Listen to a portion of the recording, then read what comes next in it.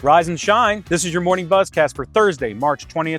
I'm Austin Karp in Los Angeles for SBJ's Business of Soccer Conference in conjunction with MLS and CONCACAF, as well as our sister company, Leaders in Sport.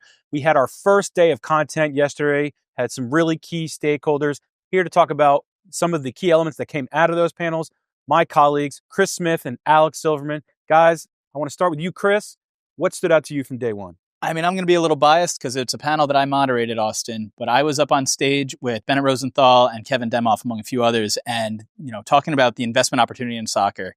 And they got into a lot of detail and, fascinating conversation, covered a lot of bases. I think one of the big standouts for me was the opportunity internationally. And this is maybe stating the obvious, but, a point that they made was so much time and effort and, frankly, financial resources go into building the sport here in the States, right? Trying to get more and more soccer fans into the game.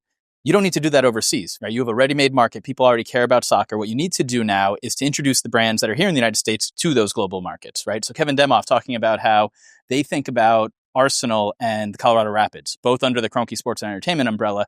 How can you cross-pollinate between those two? How do you think through academy and developing players? He talked about how they've taken, Colorado Rapids players have been sold to Arsenal. Do you want to have those teams playing the same style? And that way it makes it easier to kind of create that development pipeline.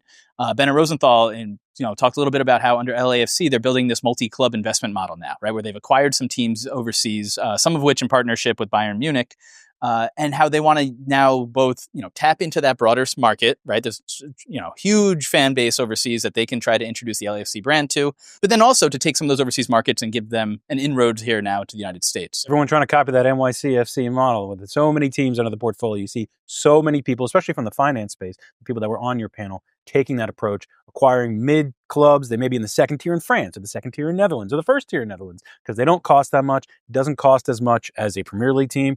You see a lot of people getting in those lower rungs trying to add teams to their portfolio. And another wrinkle to that to remember is, Kevin Demoff made the point, there are more Arsenal fans in the United States than there are in the UK, right? And we're talking about a tip NBC and Premier League coverage on that one.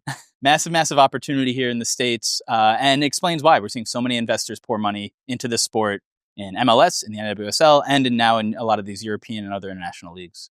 Alex, we kicked off the event with actually an interesting discussion about the effects that all of this soccer investment is having on women's soccer in particular. What stood out to you from the panelists on that session? Yeah, it was a really interesting juxtaposition on that panel between Karen Nortman, who was one of the founders of Angel City FC, which is the most valuable team in women's sports, and Mauricio Culebro Galvan, who's the president of Club Tigres.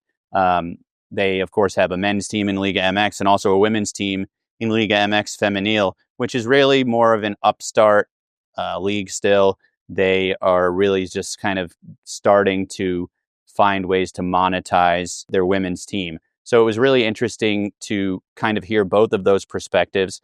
And it's funny, their teams in Angel City's first year competed on the field in a friendly. So it was kind of a reunion for those two. And it was really interesting to hear both of their perspectives.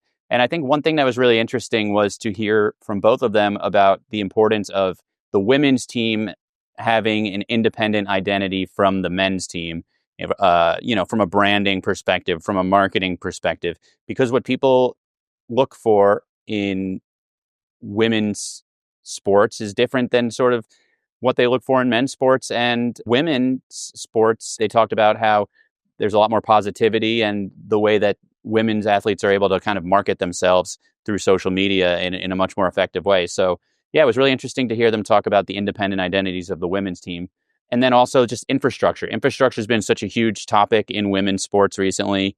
Only Kansas City Current and NWSL have their own stadium, and that really impacts what you can do from a revenue generation perspective. So with Angel City getting this huge valuation, now they have to find new ways to generate revenue without having their own stadium. Absolutely. Some things that stood out to me from day one, two in particular. There was a conversation with the Timbers and SeatGeek just about what they are doing to really try and improve automation within the ticket buying process for fans. Still so important, so many hoops to jump through, so many links that people have to click.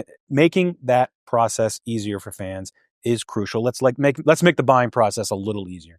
And also what brands are seeing from the soccer, what's going on with soccer in the United States ahead of the Club World Cup, ahead of the World Cup in 2026. We heard from AT&T, we heard from Toyota about how they're delivering for fans.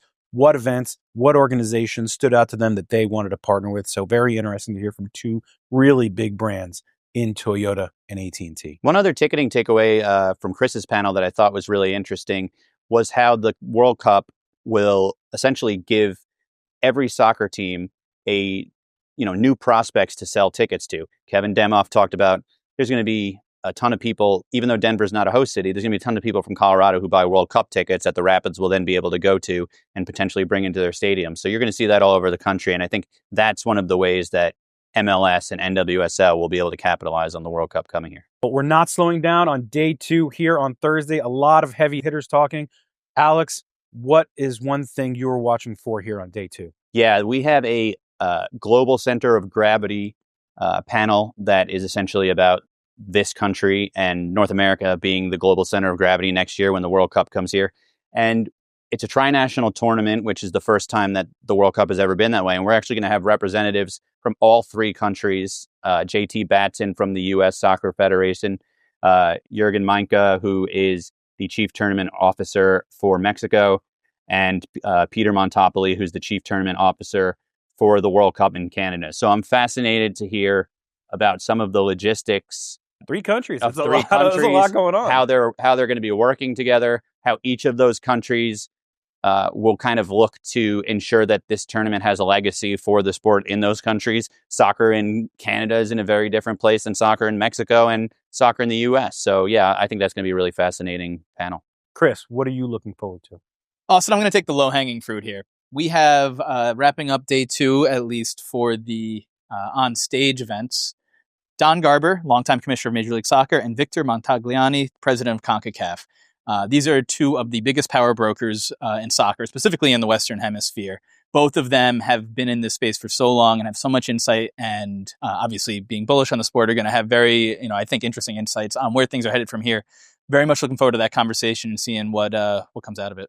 Yeah, they're also great friends, those 2. They go way back. Well, Chris, Alex, I'm going to make listeners jealous because what I'm looking forward to on Thursday is my first trip inside SoFi Stadium and my first time taking in a United States men's national team match. We are headed to a doubleheader of the CONCACAF Nations League. We have U.S., Panama, Mexico, Canada, and it's going to be a test run for this facility, SoFi Stadium here in Inglewood, that's going to be hosting 8 games during the 2026 World Cup. I want to see how the stadium performs. I want to see how people move about the stadium. I want to see how loud it is inside there because these are 2 very rowdy fan bases that we're going to be seeing. Yeah, and I'm super excited. We're bringing a couple busloads of people over from this conference over to SoFi Stadium to take in the games with some of the biggest names in the business here in North America. They're also paying attention. A lot of key stakeholders here. Yeah, and it's just going to be fun to take in some really high energy, meaningful Nations League games with these people. So I think everybody at this panel is really looking forward to that. Well, for Chris Smith, Alex Silverman, I'm Austin Karp. This has been your morning Buzzcast for Thursday, March 20th.